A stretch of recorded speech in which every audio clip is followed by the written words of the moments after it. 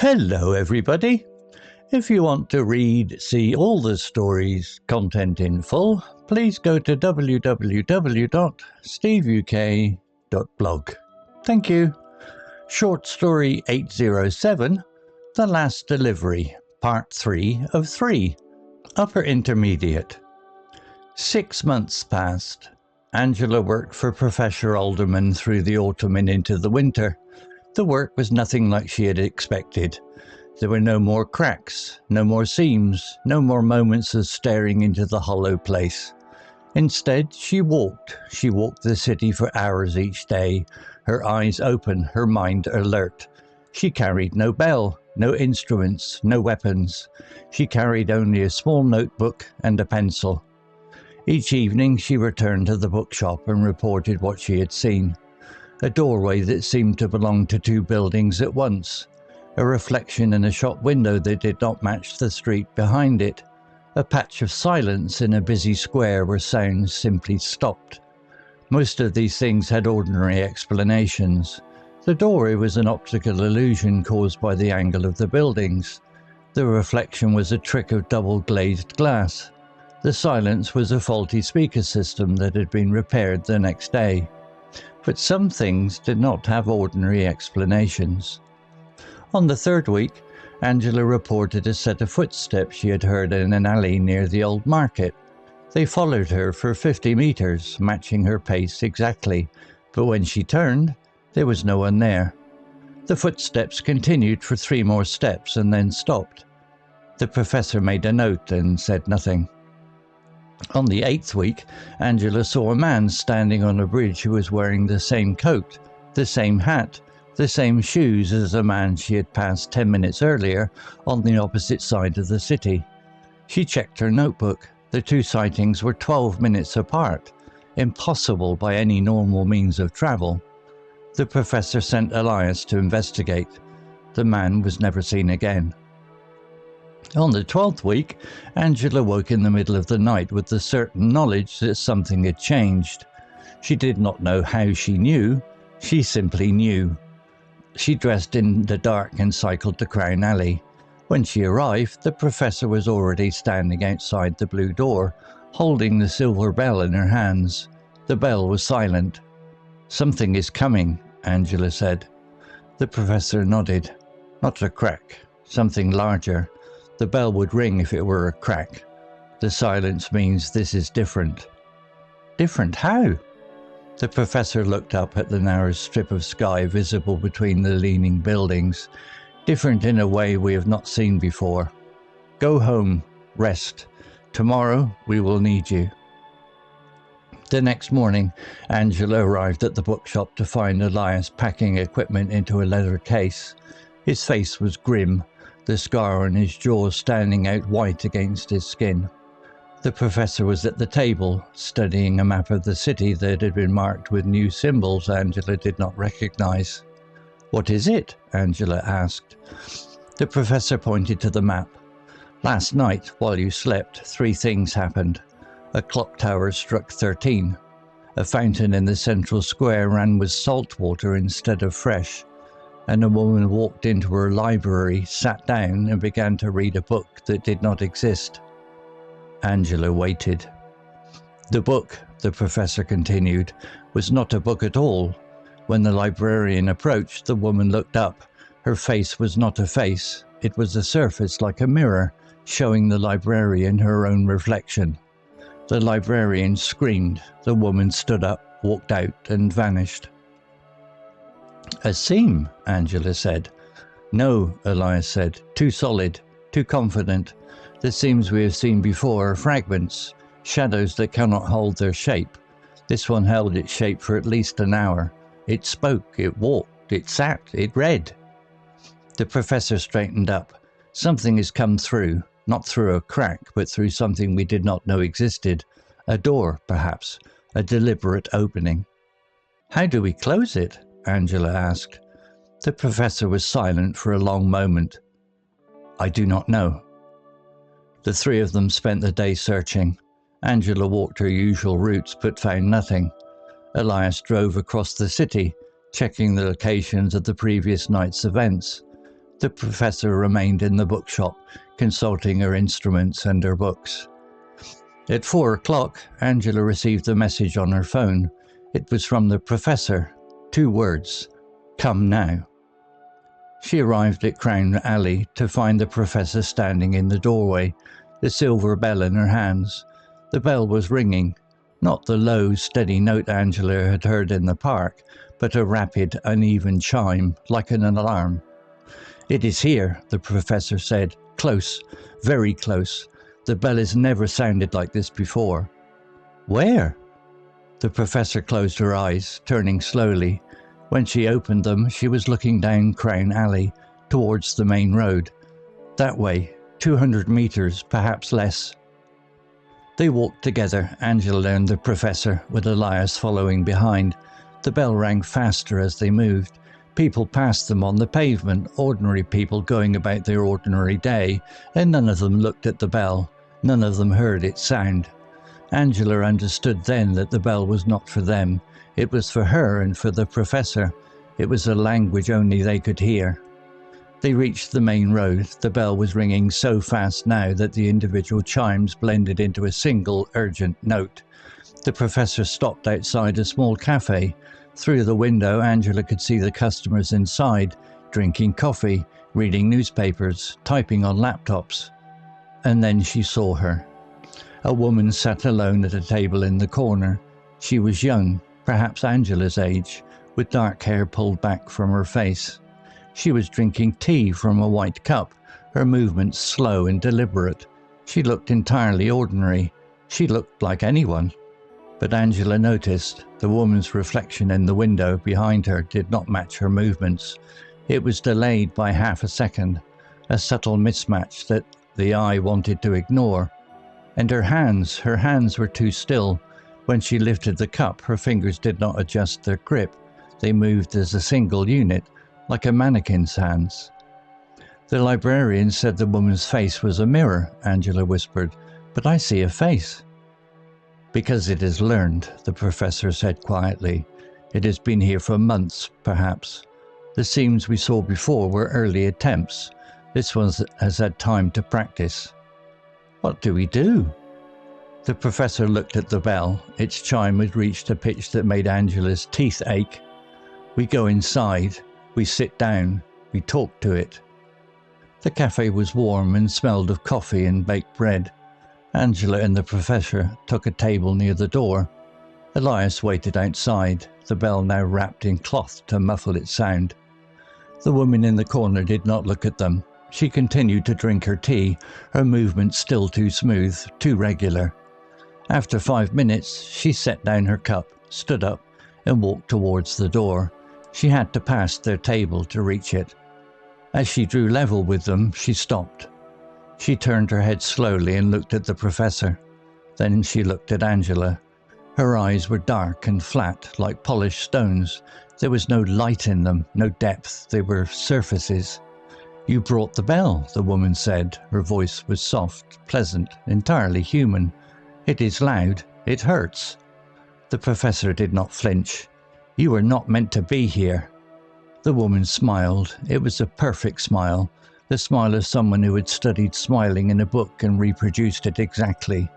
"Here is where I am. That is enough." "What are you?" Angela asked. The words came out before she could stop them. The woman turned her flat eyes to Angela.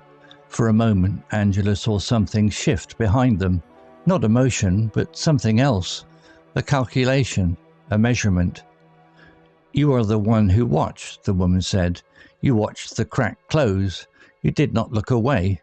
I felt that. We all felt it." "Who is we?" the professor demanded. The woman's smile did not change. "The ones who wait. The ones who have always waited. The hollow place is not empty. It is full of us. We have been there for so long that we forgot there was anywhere else. Then the first crack opened and we remembered. We remembered light. We remembered sound. We remembered shape." She looked down at her hands, turning them over as seeing them for the first time. "This shape is good. This shape took a long time to learn. I will keep it." "No," the professor said. "You will go back. The crack is closed. There is no way for you to remain. The woman's eyes moved back to the professor. The crack is closed, but I am not a crack. I am a door, and I did not come through a door. I became one. She raised her hand and touched the air beside her. Where her fingers made contact, the air shimmered, and Angela saw it, a vertical line, thin as a thread, running from the floor to the ceiling of the cafe. It was not a crack, it was something else. It was an opening that the woman carried with her, a door made of her own shape. "You see it," the woman said to Angela. "You always see. That is why you frighten me more than the bell." Angela stood up, her chair scraped against the floor, and several customers looked over. She did not care.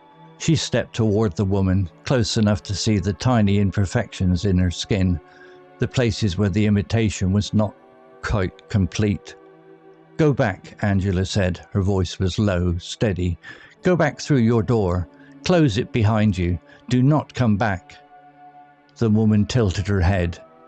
"And if I refuse?" Angela did not answer. She reached into her pocket and pulled out her notebook and pencil. She opened the notebook to a blank page, then she began to draw. She drew the woman's face, not the face she saw now, but the face beneath it, the flat surfaces, the empty eyes, the imitation that was almost perfect but not quite. She drew the door in the air beside her. She drew the hollow place beyond it, vast and turning. She drew every detail she had observed, every inconsistency, every flaw in the mask. The woman watched, and as she watched, her perfect smile began to fade. "What are you doing?" she asked. For the first time there was something in her voice that was not calm, something that might have been fear. "Seeing you," Angela said, "clearly, completely, the way I saw the crack, the way I saw the seam in the blank window. I see you, and I will remember you, and I will show others how to see you too." The woman's face began to change. The smooth skin rippled, the flat eyes flickered. For a moment Angela saw what was beneath, not a face at all, but a shape that had no name, a thing of angles and emptiness that hurt to look at. "Stop," the woman said, her voice cracked, the pleasant tone was gone. "You made a door," Angela said, still drawing. "I am making a record. Every time someone reads this, they will know what to look for. Your shape will not be safe anymore. The city will see you." The woman stepped back. Her hand went to the air beside her, and the thin vertical line widened. Angela saw the hollow place again, dark and infinite, waiting. "You cannot," the woman said. "You are only one person. No one will believe you." Angela looked up from her notebook. She smiled, and her smile was real, human, warm. "I believed the professor," she said, "and the professor believed Elias, and Elias believed me. That is how it starts. One person sees, then another, then another. You came to our city, but you did not understand us. We are not like you. We see each other. We tell each other what we have seen. We do not forget." The woman stared at her for a long moment. Then, without another word, she stepped backwards into the vertical line. The darkness swallowed her. The line closed with a sound like a sigh, and then it was gone. The cafe was ordinary again. The customers drank their coffee. The barista called out orders. The afternoon light slanted through the windows. Angela closed her notebook. Her hands were shaking, but her voice was calm. "It is done," she said. That evening they sat in the back room of the bookshop. The silver bell sat on the table between them, silent now, its work finished. Elias poured tea into 3 mismatched cups. The professor leaned back in her chair, her face drawn but peaceful. "You took a risk," the professor said to Angela, "drawing it, naming it, showing that what we could see." "It was the only thing that worked," Angela said. "The bell did not stop it. You could not force it, but it did not want to be seen. It wanted to hide in plain sight, so I showed it that it could not hide from me." Elias raised his cup. "To the observer." The professor raised hers. "To the one who does not look away." Angela raised her cup last. She thought of the woman's face, the mask, and the thing beneath it. She thought of the notebook in her pocket, filled with drawings and observations, a record of everything she had seen. She thought of the city outside, ordinary and strange, full of people who did not know that the world was thinner than they believed. She drank her tea. It was hot and strong and real. "What happens now?" she asked. The professor set down her cup. "Now, we wait. We watch. The door that woman carried is closed, but others may try to open new ones. The hollow place is still there. The ones who wait are still waiting, but they know that we are watching too. That changes things." "Will they try again?" The professor smiled. "Perhaps, but they will be more careful, and so will we. You will keep walking. You will keep watching. You will keep your notebook close, and if something else comes through, you will see it before anyone else does." Angela nodded. She understood what the professor had meant on that first night, when she had said that observation was protection. It was protection for the observer, yes, but it was also protection for everyone else. The act of seeing, of remembering, of telling others, that was what kept the city safe. She finished her tea and stood up. "I should go. Early shift tomorrow." "Angela," the professor said, "one more thing." Angela turned. The professor reached into a drawer and pulled out a small leather journal, bound with the brass clasp. She slid it across the table. "Your notebook is nearly full. You will need a new one." Angela picked up the journal. It was heavier than it looked. She opened the clasp and turned the first page. It was blank, waiting. "Thank you," she said. She walked out of the bookshop into the cold night air. The street was quiet, the windows dark, the city settling into its nightly rhythm. She looked up at the narrow strip of sky between the rooftops. Stars were visible, cold and distant, hanging in the vast darkness above. She thought of the hollow place, and for a moment she felt afraid. But the fear passed, and what remained was something steadier. She knew now that the darkness was not empty. It was full of things that waited, that watched, that wanted. But she also knew that she was not alone. There was the professor. There was Elias. There were others, perhaps, who had seen things and kept their eyes open. And there was the city itself, ordinary and stubborn, going about its business, full of people who saw each other and told each other what they saw. That was enough. That was more than enough. She walked to her bicycle, unlocked it, and began to pedal home. The streets were quiet, the traffic lights changing from red to green for no one, the shop windows displaying their goods to the empty pavements. She rode slowly, her eyes moving across every doorway, every window, every patch of shadow. She always looked now. She would always look. But tonight she saw nothing out of place. Only the city, sleeping under its blanket of stars, waiting for the morning. She turned onto her street, parked her bicycle and went inside. She made tea, sat at her kitchen table and opened the new journal to its first page. She picked up her pencil and began to write. She wrote the date. She wrote the time. She wrote, "The woman called herself a door. She came through alone, but she said there were others. They are waiting. We are watching." She set down the pencil. The journal lay open on the table, its first page no longer blank. There would be more pages, more entries, more things seen and recorded. The work was not finished. It would never be finished. But that was all right. The work was not hers alone anymore. She drank her tea, turned off the light and went to bed. Outside, the city waited. The stars watched, and somewhere, in the spaces between things, the hollow place turned in its endless silence, full of things that had forgotten light and were beginning to remember. But for now, there was peace. There was tea. There was a notebook on a kitchen table, waiting for the morning. And there was Angela, who saw what others could not, who did not look away, who had made a door close with nothing more than a pencil and the truth. She slept, and the city slept with her. The end. Vocabulary notes. Deliberate, adjective, meaning done consciously and intentionally, carefully considered, slow and methodical. Example, she was drinking tea from a white cup, her movements slow and deliberate, she looked entirely ordinary. Angela observes the woman in the cafe and notices that her movements are not natural. Deliberate here suggests that every action is being calculated, thought through, performed rather than lived. The word creates a sense of unease because human movements are usually fluid and unconscious. When someone moves with deliberate slowness, it often signals deception, control, or in this case, imitation. Similar words: intentional, calculated, methodical, conscious, purposeful, studied.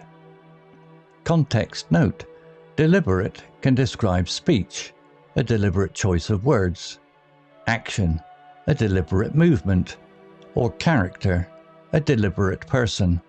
It often carries the implication that time was taken to consider the action. When used to describe something should be natural, it suggests falseness or hidden intention. Imitation, noun, meaning a copy or simulation of something, an act of reproducing the appearance or behavior of someone or something. Example, she looked at her hands, turning them over as if seeing them for the first time. This shape is good. This shape took a long time to learn. I will keep it.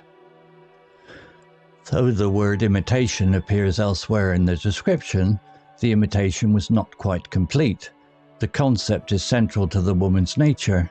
She has not been born into her shape. She has learned it, copied it, perfected it over time. An imitation can be close to the original, but it is never identical. The imperfections in the woman's imitation, the delayed reflection, the two still hands, are what Angela sees and uses against her. Similar words: copy, replica, simulation, reproduction, mimicry, counterfeit. Context note: imitation can be neutral, an imitation leather bag; artistic, an imitation of famous painting; or threatening, an imitation of a human being.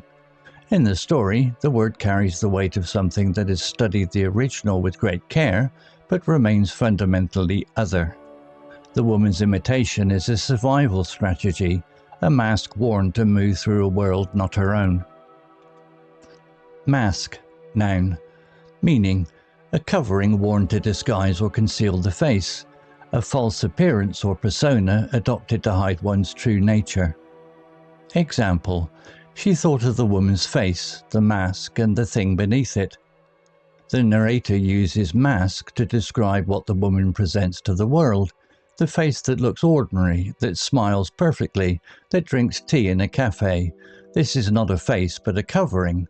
The word implies that beneath the mask lies something else, something that cannot or will not show itself directly. Angela's power is that she sees the mask as a mask. She is not fooled by its pleasant surface. Similar words: disguise, facade, veil, front, pretense, camouflage. Context note: mask can refer to a physical object, a carnival mask, or a psychological one, wearing a mask of confidence. In literature, the mask often represents the gap between outward appearance and inner reality. In this story, the woman's mask is literally a constructed face, and when Angela sees through it, the mask begins to fail. Vast, adjective, meaning extremely large in size, extent, or scale, too great to be measured or comprehended fully. Example, she thought of the hollow place and for a moment she felt afraid, but the fear passed and what remained was something steadier. She knew now that the darkness was not empty. It was full of things that waited, that watched, that wanted. Though vast appears in the narration rather than dialogue, it connects directly to the earlier use of the word in Part 2. The hollow place is described through its vastness, not a contained space but an infinite one, holding things that have waited so long they forgot there was anywhere else. The word evokes not just physical scale but existential scale. A realm beyond human measure, full of forces that operate on a different order of magnitude from ordinary life. Similar words: enormous, immense, gigantic, boundless, immeasurable, infinite.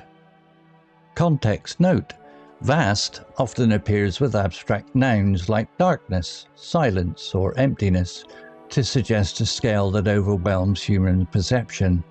Unlike large or big, vast carries a sense of awe or terror, the vastness of the ocean, the vastness of space.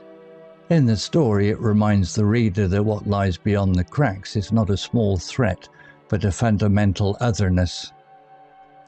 Observer, noun, meaning: a person who watches or notices things with sustained attention, one who records what is seen without necessarily intervening. Example: Elias raised his cup, to the observer.